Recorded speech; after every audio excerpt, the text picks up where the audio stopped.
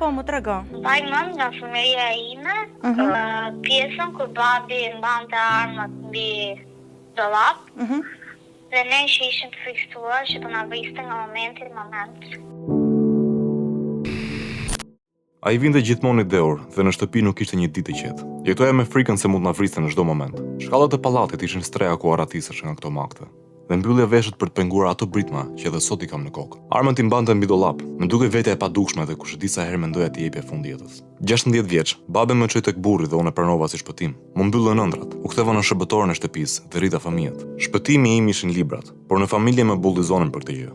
YouTube u bë shkolla ime, ku pak e nga pak nisa të mësoj mbi estetikën. Me lekët e mbledhura nga ditëlindjet, vendosa të hap një gjë timën, të vogël. Familja e tij nuk më mbështeti, por unë doja patjetër diçka që të më hapte dritaren e zymë të shtëpisë. Ashtu bëra. Duke punuar dhe duke mësuar, sot kam arritur të kem një biznes të suksesshëm, por asgjë nuk më bën të lumtur. Prindrit e mi janë të ndarë. Me babin nuk kam fare komunikim. Kur linda fëmijën e parë, e mora në telefon dhe i thash: "Je bërgjysh", më tha: "Nuk dua t'ja di për pjellën time, jo më për pjellën e dikujt tjetër." Kaluan vite dhe kur më rritën pak fëmijët, i mora për dorë dhe i shkoj në shtëpi. Mendova se duke parë nipat, do t'i zbutej zemra, por ai më doli tek dera me armë të ftohtë dhe më kërcënoi që të ikja. Vëllai im është bërë identik si babi, pi dhe është i dhunshëm në familjen e tij. Por gjëja që më vret më shumë është fjala e mamit, e cila më thot: "I ke ngjarë babait tënd."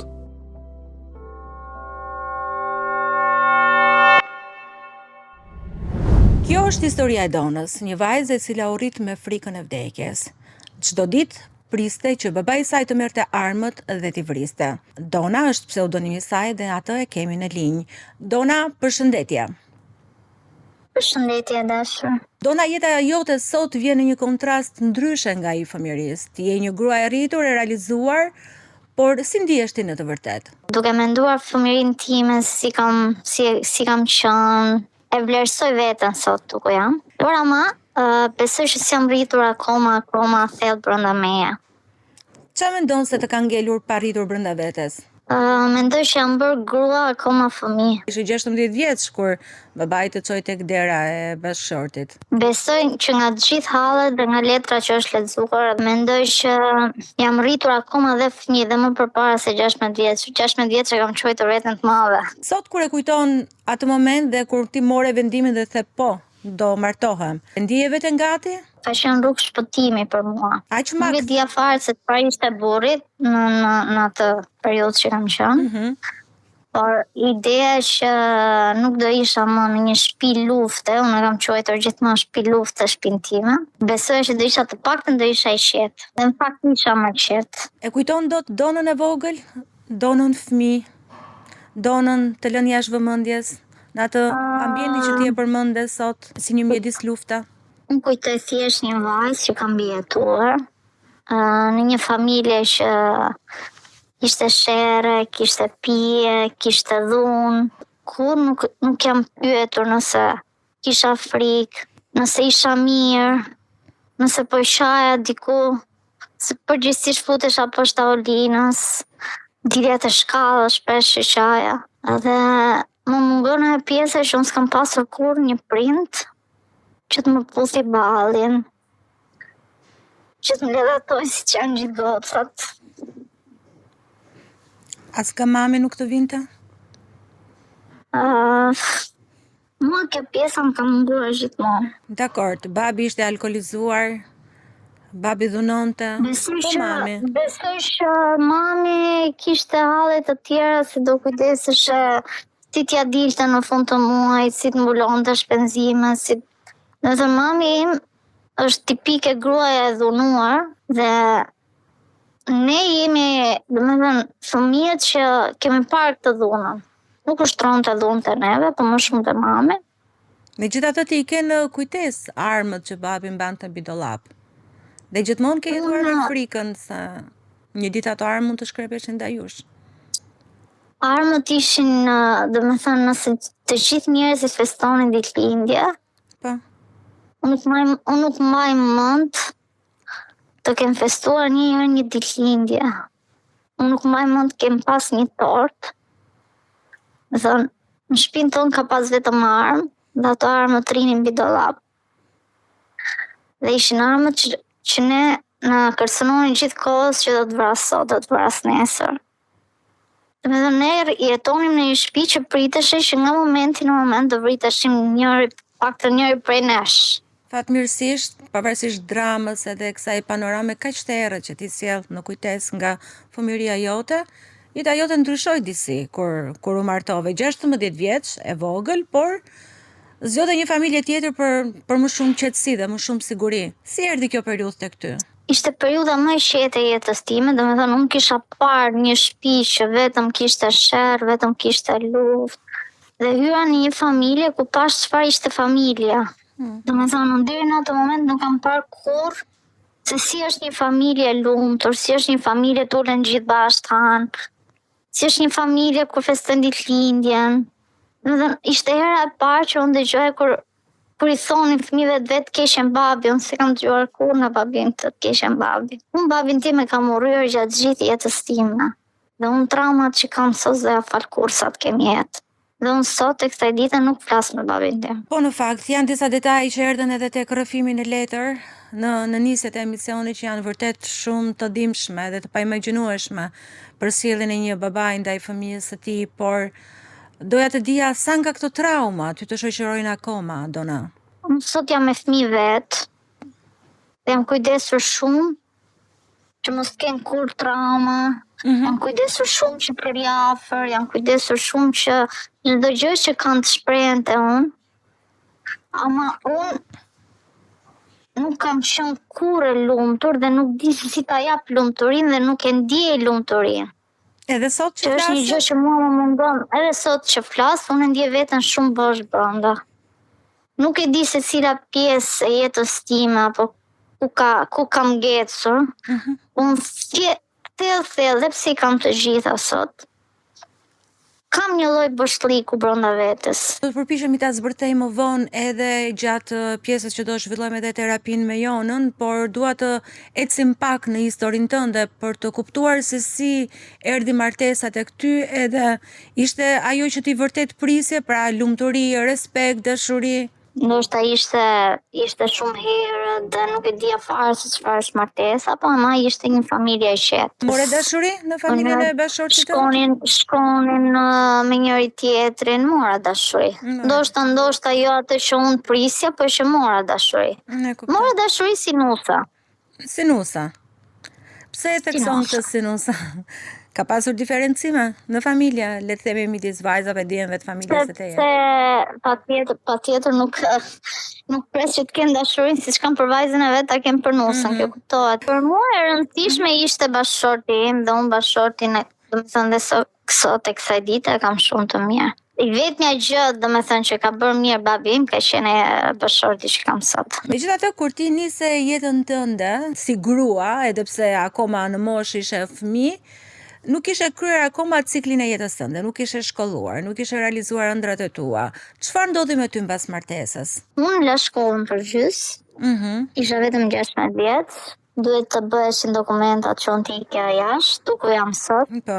Pastaj, kur erdha nga Greqi, u bëra me fëmijë 19 vjeç dhe besoj që unë jam rritur dhe unë i kam gocat binjake. Unë jam rritur me gocat e mia dhe janë shoqet e mia më të ngushta. Jeta në martesë qëndroi brenda mureve të shtëpisë apo çfarë ndodhi me ty? Unë kam qenë një njeri mbyllur me fëmijë brenda në shtëpi, me 2 pleqë në shtëpi, me 2 fëmijë të vegjël, me bashortin. Domethënë jeta normale e një femre që rri në shtëpi. Pra je kujdesur për fëmijët, për prindit e bashortit? Jam kujdesur për të gjithë.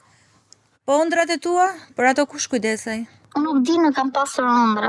Nëse ne kemi jetuar gjithë jetës time, unë kam jetuar derisa isha te shtëpia e mamit me frikën për të mbijetuar. E gjithë gjëja ishte a do gdhi nesër dhe unë nuk e di fare se çfarë janë ëndrat. Deri në momentin që isha me gocat që ishin rritur, kisha mundësinë që të dilja në punë. Problemi ishte që unë s'kisha bërë asnjë kurs, asnjë shkollë, s'kisha bërë asnjë gjë për veten time. Deri në atë moment po lexoje libra, lexoje shumë libra. Ajo ka qenë periudha më e bukur, domethënë që mua më lidhte me shkollën dhe unë adhuroja të lexoja. Sado që kisha gocat e vogla, kisha bërë një abonim te biblioteka Dhe unë lexoja 16 libra në muaj.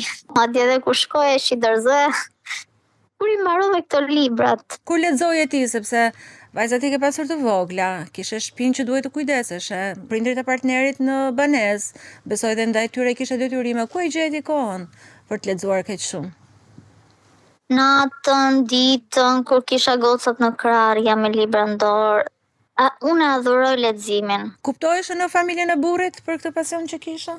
Nuk kuptoheshe nga familja e burrit, madje dukesha e çuditshme se si një mamë me fëmijë mund të lexoj libra, ç'është kjo që lexon libra, sikur çfarë do bëj me këto libra, domethënë, kur kisha ditëlindjen, isha personi që kërkoja libra. Domethënë, unë doja një libër të ri, nuk doja të vishësh as make-up apo ku diun, unë doja libër.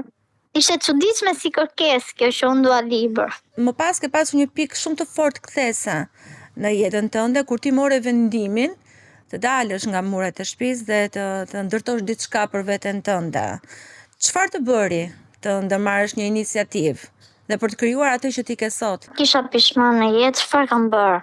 Ndoshta mund të kem pas ëndra, por nuk kam qenë e vetëdijshme, ama vjen një moment që ti thua çfarë kam bërë në jetë, dhe unë në jetë nuk kisha bërë absolutisht asnjë gjë. Në jetë isha martuar fëmijë, kisha bërë fëmijë, isha rritur bashkë me fëmijët, dhe isha në këtë fazën që këto fëmijë kishin një mamë që thjesht kujdeseshe për to, po kaq. Dhe mua nuk është se më dha mundësia që të bëja një kurs apo të kisha një krah që të ecja. Dhe vetëm gjë që mund të kapja dhe mund të studioja apo mund të praktikoja ishin pjesa e thonjve. I shikoja nga YouTube, i shikoja shumë tutorial. Domethënë lidhja lekët dhe bleja një ditë një xhel, një ditë një ngjyrë, një ditë një gjë tjetër. Ishte vetëm gjë që unë mësova pa kurs. E mësova shumë mirë edhe në një moment, ka qenë 2020, unë vendos që të hap një gjë time të vogël. Familja e bashkëshortit dhe bashkëshorti ku qëndronin në raport me këtë iniciativë tënde, të mbështesnin? Unë nuk e se kam pas mbështetje përgjithsisht nga gjithë të gjërat që kam bërë në jetë. Nuk e pasur as mbështetjen e tyre? Nuk kam pas mbështetjen nga asnjëri. Kam qenë ndoshta njeri me guxim, me iniciativë, nuk di të ta them këtë, po e di që jam person që të dali si dali, po e marr si gjë. Pa diploma, me tutoriale, ti arrite të marrësh një profesion dhe ta ushtrosh, dhe për ta përmbledhur dhe për mos të përhapur shumë në detaje, ti sot ke një biznes tëndin të konsiderueshëm, të suksesshëm dhe që ty të përmbush jo vetëm profesionalisht, por edhe financiarisht. Për mua është goxha arritje. Domethënë, këto gjërat jam bërë brenda 5 viteve. Gëzoj respektin e gjithë, gëzoj faktin që kam një klientel super pozitive dhe siç e dua unë. Unë adhuroj njerëzit pozitiv dhe njerëzit që janë njerëz akoma. Dhe unë kur vin në punë e ndjej veten që po vin në shtëpi, nuk e ndjej fare veten që po vin në punë. Është një gjë që e kam krijuar unë nga aja, kam vënë dorë në çdo detaj. Është komplet një forcë që kur e mendoj thua nga një tutorial ke këtë biznesin që ke sot. Besoj jam e plotësuar deri diku, domethënë. Je plotësuar, po je lumtur për çfarë ke arritur? Se në fillim e nisëm bisedën që sot asgjë nuk të bën të lumtur. Kam një boshllok brenda vetes, por këtë boshllok nuk di të ta them dhe nuk di ta shpjegoj si gjë. Ndoshta unë thell brenda vetes nuk e di çfarë është lumturia. Unë besoj kam mbijetuar në të gjitha rastet. Ndoshta në shtëpinë time ka qenë rast më i dhunshëm, më me trauma, po dhe në rastin e familjes tjetër që u rrit aty, prap ka qenë mbijetesë. Pse ka qenë mbijetesë? Me fëmijë vogël, të përshtatesh, të bëje nusën kur ti nuk isha akoma me fëmijë, të mësohesh me rregullat e nuk është e thjeshtë. Absolutisht jo. Megjithatë, sot që ti je një grua e pavarur, e zonja, ke arritur diçka, ke arritur fëmijët e tu, ke mbajtur familjen, pavarësisht traumave që të kanë shoqëruar, në raport me bashkëshortin tënd. A ka ndryshuar diçka ndoshta për mirë, apo ndoshta i xhelozon që ti je kaq e suksesshme dhe që ja ke dalë pa përkrahjen e atij? Jo, nuk xhelozon. Është njeriu që ndoshta s'ka dhënë përkrahje, po ama nuk më ka penguar kur në asnjë lloj drejtimi që kam marrë në jetë. Gjysma e të keqes. të Unë e paktën. vlerësoj si gjë, jo, e vlerësoj si gjë, ndoshta s'ka pas dhe mundësi që të bëj më tepër, të paktën nuk më ka penguar. Dhe për një femër të të mos pengoj mashkulli që ke në krah është ndihmë. A ka ndryshuar këndvështrimi i tij për ty si grua kur ti ishe thjesht një mama në shtëpi dhe sot që ke një aktivitet tënde? Ka ndryshuar shumë besoj. Besoj që të shikon në aspektin e një femre më të pavarur, më të plotësuar, më të pjekur. Të respekton më shumë sot se dikur? Ndoshta mund të jetë më krenar, ndoshta tani që ka arrit gjithë këto gjëra vetëm, ama unë me bashkëshortin tim jemi shumë shok. Kjo është e Unë rëndësishme flas çdo gjë. sepse tek familja tjetër duket që ti ke plotësuar një mungesë shumë të madhe nga familja tënde biologjike, familja jote e vërtet. E përmend edhe në nisje të rrëfimit tënd Dona, që ti sot me babain tënd biologjik nuk ke asnjë lloj komunikimi, ke ndonjë peng që të shoqëron sot në lidhje me babain? Nuk kam asnjë peng. Tentova 2 herë sepse siç janë femrat mos më ngeli pishman se ndoshta ai ndodh ndonjë gjë dhe të ngel si se takova, po nuk kam asnjë lloj pishmani. I vetmi i humbur në gjithë historinë është babi im. Asnjëri nga ne nuk ka humbur gjë. Ndoshta ne kemi ato traumat edhe i kemi edhe sot e kësaj dite. Do kishte gëzuar mbesat, do kishte gëzuar fëmijët. Nuk është traumë që një çift të ndahet edhe mos duhen më. Traumë është që ti të mos flasësh më me fëmijët e tu. Ai jeton jashtë. Jeton Do jashtë unë dhe bëj gati 20 vite që nuk flas me nuk të. flet me të dhe më vonë mbas martesës tënde data të dy u ndan apo jo? Ato ndan kur unë gati linda kam qenë shtatzon me gocat. Ishte gjëja më e mirë që mund të bënte. Edhe kur ato janë ndarë, unë jam të çliruar plotësisht si fëmijë. Sepse besoj që të ka shoqëruar edhe frika për nënën Më tënde. shoqëron të gjithkohës fakti që do vriteshin në moment. Në momenti që ato janë ndarë, unë këtë gjën e kam uruar shumë më përpara që mami të ndaj. Po me mamin, Pa si ma ke kishte marrëdhënie shumë sot? traumë pjesën e ndarjes. Me mamin i kam mirë.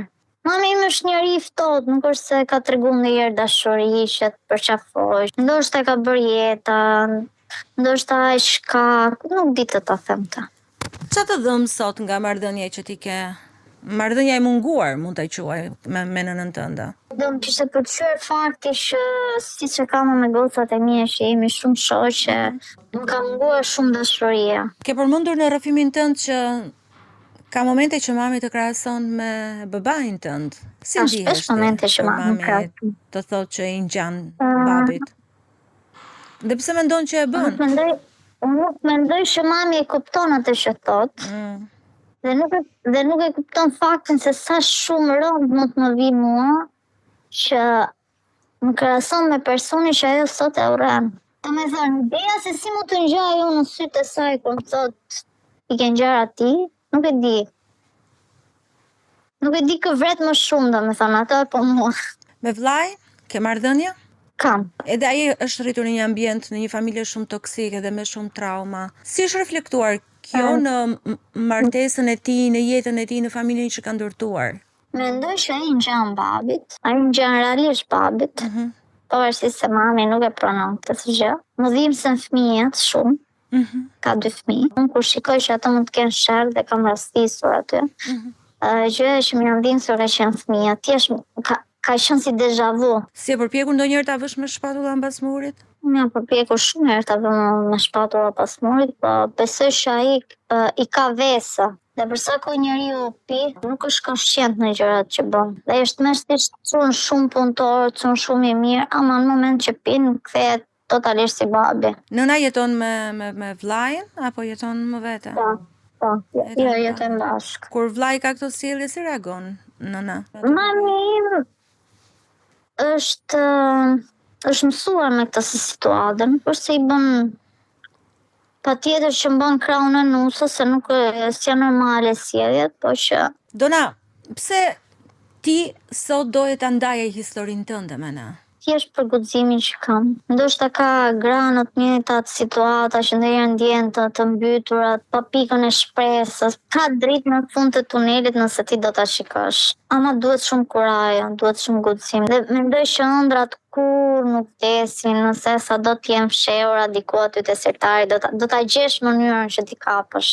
Para se të kaloj tek mendimi i Jonardës, me të cilën unë ndaj këtë kolltuk, ku ne përveç bisedës zhvillojmë edhe terapin, kam edhe një pyetje të fundit për ty, Dona. Çfarë do t'i thoje sot vetes tënde të vogël në shkallët e shtëpisë, duke qenë e vetmuar dhe me mendime për vetvrasje? Do ta përqafoja shumë.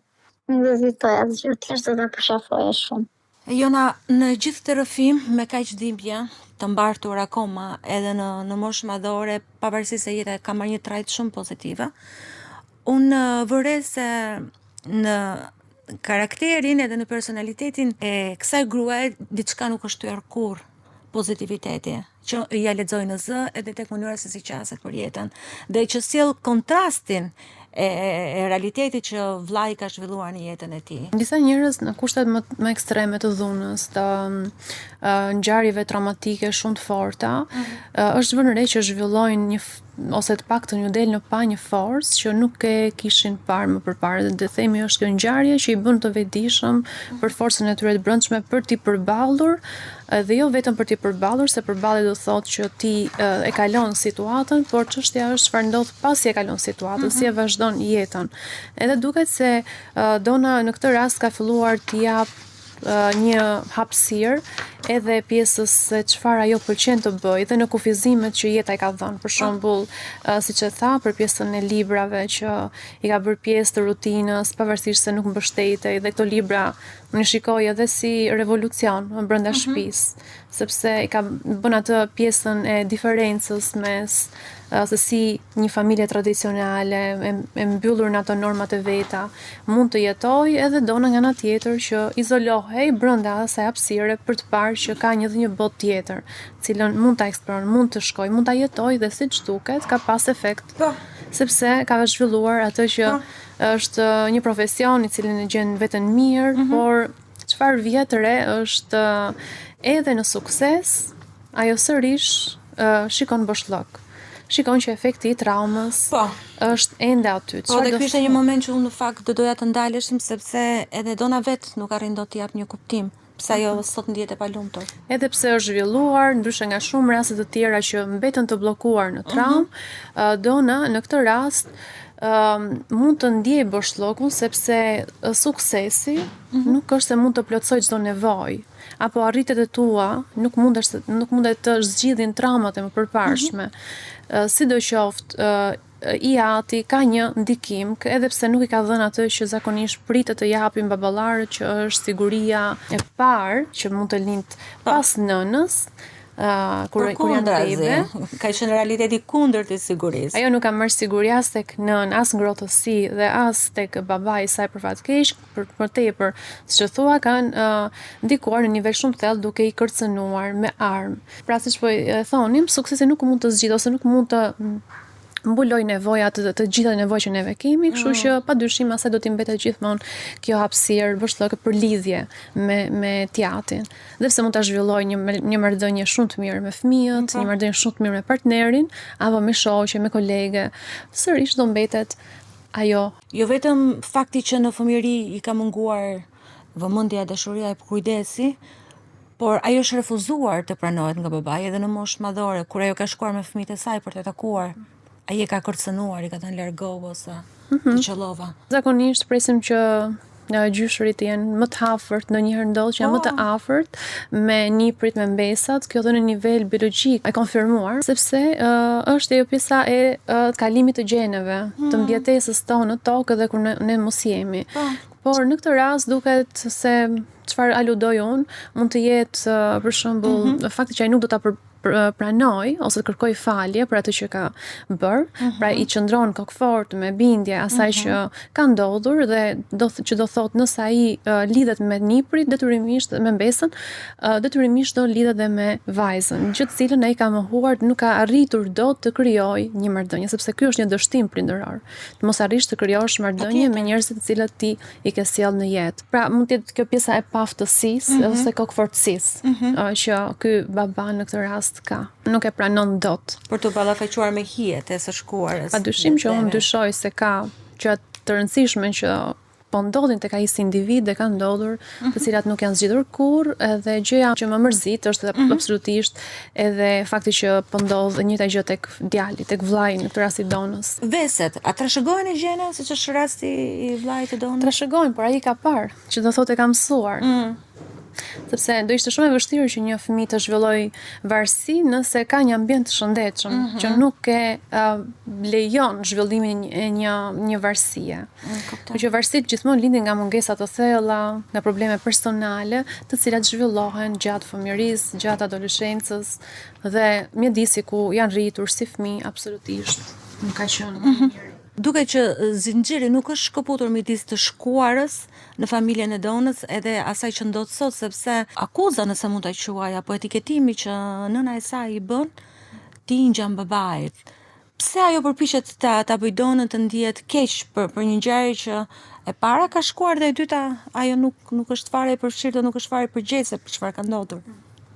Sërish dalim tek ajo, më pëlqeu shumë ajo pyetje që patë bërë një herë për pjesën e mëmësisë, se si nuk arrin dot mëmësia, domethënë të zbutet ose të arrin të jetë ajo që ne njohim, e ëmbël, shumë dashamirëse. Edhe kur ne jemi në vuajtje sërish gjen më të mirën që të na japi pak motivim, në këtë rast bën të kundërtën. Mund të vijë edhe si shkarkim i vet mamas pra trauma që ajo ka, sepse dukshëm mund të jetë akoma në një efekt të shkarkimit të asaj që ka lënë jati ose partneri i saj në këtë rast, jati Donës ose partneri i saj në këtë rast, kështu që ajo e nxjerr tek fëmijët e saj. Mund të ketë një reagim të ngjashëm edhe kundrejt djalit, madje do isha shumë kurioze çfarë reagimi Dona ka mami yt me vllajin. Mami duhet ta ketë dhe një deja vu të tillë, por mami është shumë e lidhur me vllajin. Moment që ato janë ndarë, ka jetuar me vllajin gjithkohës, ndan që eran bashk, ishte një moshë, ishte në punë, dhe ka qenë shumë e lidhur, domethënë pas ndarjes, jeta e saj ishte vllai. Dhe në shumicën e kohës se justifikon si gjë. Pra bën të njëjtën gjë që ka bërë me babin. Dhe nuk është e drejta e mamit tim që ti thot nuk se të bëroje, se kështu e kemi bërë dhe neve.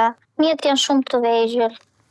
Dona, ti e përpjekur? Nuk doja kur një fëmijë që të rritet në mes të sherrit, është trauma më e madhe që mund t'i bëjë një prind të fëmijës. Me vllain kam komunikuar gjatë gjithë kohës, duke ja vënë në dukje që nuk është okay, çai duke bërë, çai duke pirë. Me thënë, ideja që ai rri jashtë deri vonë dhe pi, unë besoj që ai pi çdo gjë. Mendoj që ai duhet të jetë koshient që e para po i bën dëm fëmijëve të vet, e para po i bën vetes vet në atë parë, dhe e dyta unë para fëmijëve jam njeriu që kam vujt fëmijëri, dhe unë para fëmijëve nuk ve asnjëri nga ne të ndajt. A ka kërkuar ndonjëherë ndihmë vllai? Ja, unë nuk besoj se vllai im e kupton që ka nevojë për ndihmë. Për sa kohë ai nuk është koshient që ka nevojë për ndihmë, nuk e japim dot në ndihmën, duke i bërë moral. Dhe siç e ke parë, ka ardhur duke u përkeqësuar? Po. Çfarë marrëdhënie ka vllai yt me babin? Ka qenë një periudhë që vajtja takoi jashtë, e priste të ndryshimin që me qenë se kishte vite, do kishte ndryshuar. Por kuptoj që nëse pinte këtu, atje pinte akoma më shumë. Është kthyer prapë se mendoj që do shkonte, ai do ta priste, do punonin bashkë, por nuk e gjeti veten aty, do kthyer prapë në shtëpi. Pra, babai ka reaguar në të njëjtën mënyrë ndaj vllait edhe siç reagoi me ty apo me ato pjesë ndryshme? Jo, babai e ka mirëpritur. Unë vazhdonte veset e tij. Vllai nuk e ka ndjer veten mirë dhe është Jona më bën shumë përshtypje që babai është sjell në mënyra të ndryshme ndaj dy fëmijëve. Kur Dona ka shkuar për të takuar me vajzat e saj, e ka përzënë nga dera shtëpisë duke e kërcënuar, se do ta dhënonte, ndërkohë që djalin e ka pritur. Pavarësisht se ata nuk janë gjetur mirë me njëri tjetrin për shkak të veseve dhe problematikave.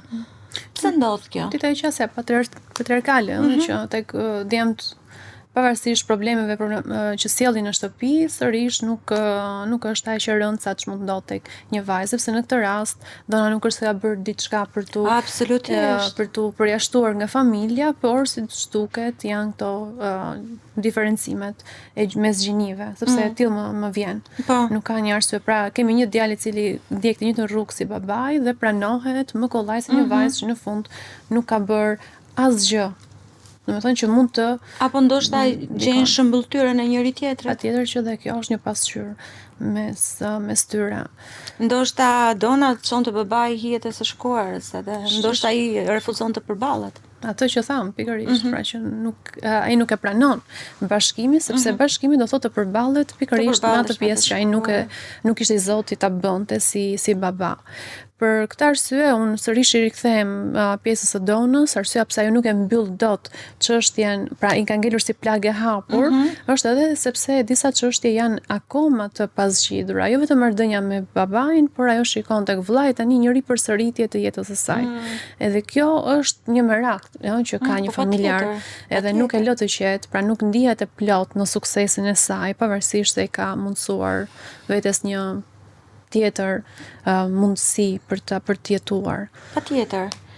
Dhe sa gjasa ka që kjo plagë e hapur që ti përshkrove të mbyllet apo të qetësohet një ditë, të paktën ndërgjegjja e donës. Nisur nga kjo që dëgjoj, mund ta shikoj pak edhe tek vetja që ndonjëherë nëse do isha në vendin e donës, do isha shumë të vështirë ta shijoja një sukses duke ditur që familja ose një familjar vuan, ka vuajtje, por nuk është përgjegjësia e saj.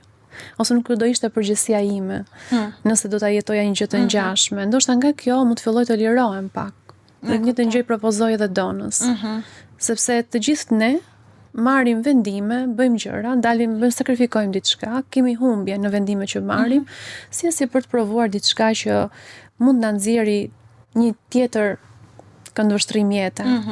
Dhe dona e ka bërë me shumë forcë, brenda që tham atij ambientit të vogël, ka gjetur gjithë hapësirat e mundshme dhe i ka shfrytzuar. Një të gjë mund të bën edhe vllai, por siç dona e tha nuk është i vetëdijshëm, ai është shumë i vetëdijshëm për gjëra që bën në momente të caktuara, patjetër kur janë efekt të drogës apo të alkoolit, njerëzit e dim që nuk kanë një vetëdijshmëri të lartë, por në momente të caktuara reflektojnë, shikojnë ndryshimet, shikojnë dhimbjet që të tjerëve u përcjellin, por nuk duan të ndryshojnë. Pra, një pjesë është përgjegjësi e plot dhe kanë vetëdije të plot. Për një pjesë tjetër pastaj që janë në këto efekte, e kuptueshme që askush nuk do ishte i vetëdijshëm, por është përgjegjësia gjithë secilit dhe prej kësaj ndoshta mund të përfitojmë një çlirim nga kjo. Dona ty të ndihmon të qetësohesh kur mendon se nuk është përgjegjësia jote, ashtu siç edhe Jona e analizoi? Jo, nuk është se më qetëson këtë pjesë. Për sa kohë unë e di që fëmijët janë në mes të një sherri, nuk është se më qetëson si gjë. E mendon që është një babi i dytë aty. Nuk e di pse shtëpia e tyre është akoma një shtëpi sherri dhe nuk e di pse kam quajtur gjithmonë të mallkuar atë shtëpinë. Janë në të njëjtën shtëpi që ti arritur, po? Janë në të njëjtën shtëpi, po. Megjithatë një përpjekje ka bërë vllai që ka shkuar për të punuar, pra kishte kërkuar që të shkonte. Dhe kjo përpjekje mund të nxitet nëse funksionon gjithmonë. Ai punon shumë. Nuk është njeri që ai punon shumë, ai vetëm ka jetën e natës. Ai punon gjatë gjithë ditës dhe natën e ke në orën 2 ose në orën 3 në shtëpi. Kjo sepse ai nuk di ta menaxhoj më pas, kontrolloj jetën e vet. Mendoj që do të bëj ato shefet e veta, të paktën atij duken okay gjërat e veta. Dhe ke me faktin se çfarë po bëj unë, të gjithë meshkujt e bëjnë. Dona mund të japi ose ka dhënë, nëse unë e marr kështu, edhe një shembull për partnerin e vllait. Pra nëse ajo një ditë do shikoj donën si një shembull për të dalë ose model, po, për të dalë nga aty, nëse përkeqësohet situata dhe vllai mund të ndikojë jashtëzakonisht keq për zhvillimin e mëtejshëm të fëmijëve. Është në fakt është një situatë shumë e komplikuar, edhe pse jeta e donës duket që ka atë qoshën e vetë e qetësisë, brenda donës nuk ka qetësi. Ajo çfarë unë vlerësoj edhe vëre tek ty, dona, është pozitiviteti që ti ke si grua, si nën, si bashorte, dhe edhe pse e mbytur nga demonët e të shkuarës tënde, Për ta mbyllur këtë bisedë doja të pyesja çfarë të bën ty të jesh kaq pozitive dhe të rrezatosh mirësi, komunikim, pozitivitet me njerëzit. Unë nuk e di çfarë më thon, por e di që nga gjithë gjërat e këqija që kam pasur në jetë, i kam marrë vetëm më të mira. Dhe mendoj që në çdo njeri negativ ka diçka të mirë gjithmonë. Dhe unë jam njeriu që shikoj gjithmonë në sy njerëzit dhe sy tregojnë shumë. E dua dashurinë, nuk e pas kura më e dua. Atë lumturinë që s'më dha askush mua, dua ta përçoj unë te të tjerët. Ose ndoshta në jetën tënde ke mësuar që ajo çfarë ty të ka vrarë të paktën ti të mos ta transmetosh te të tjerët, po përkundrazi ta kthesh një plumë në lule. Unë mendoj që nuk ka gjë më të bukur se dashuria, se një fjalë e ëmbël, se një fjalë e mirë, se një përqafim. Ka ditë që ne zgjohemi shumë keq, ka ditë që do një njeri që do të thotë një fjalë të mirë, një fjalë të bukur, nuk të kushton asnjë gjë. Nuk e kuptoj pse njerëzit e marrin jetën kaq negativisht. Pyetje $1 milion kjo. Nuk e di, domethënë, është kaq e thjesht jeta po ta marrësh. Kjo është hera e parë që unë flas, dhe është hera e parë që unë shprehem. Mendoj që duhet të jem shumë frymëzim për një femër që do jetë mbytur në ato hallet e veta. I duhet një çik dritë. Domethënë, njeriu nëse do një gjë e arrin. Dona, padyshim që je, për t'i dhënë përgjigje edhe kësaj ose dyshimi që mund të kesh, sepse na e tregojnë vazhdimisht në qoftë më në terapi kur vi njerëz, qoftë edhe juve në mesazhe, më s'kam dëgjuar Luna, që tregojnë se historitë e juaja në fakt janë ato të cilat njerëzit gjejnë më pjesë më të rëndësishme në këtë program. Është shumë e vërtet, shumë e vërtet. Dhe na vjen mirë që përmes zërave tuaj, përmes rrëfimit tënd, sonte Dona, ne mësuam, kuptuam edhe urojmë edhe besojmë që kemi frymëzuar. Të falenderoj shumë edhe të uroj të kesh një jetë ashtu siç ti do dohet ta ndërtoja. Faleminderit juve. Faleminderit dhe Jona që edhe sot e ndam bashkë terapinë. Me shumë kënaqësi. Kjo ishte seanca e parë dhe për sot, një hapësirë ku historitë vinë për të rrëfyer, pse jo edhe për të frymëzuar. Mirupafshim, shihemi në episodin e radhës. Ándale.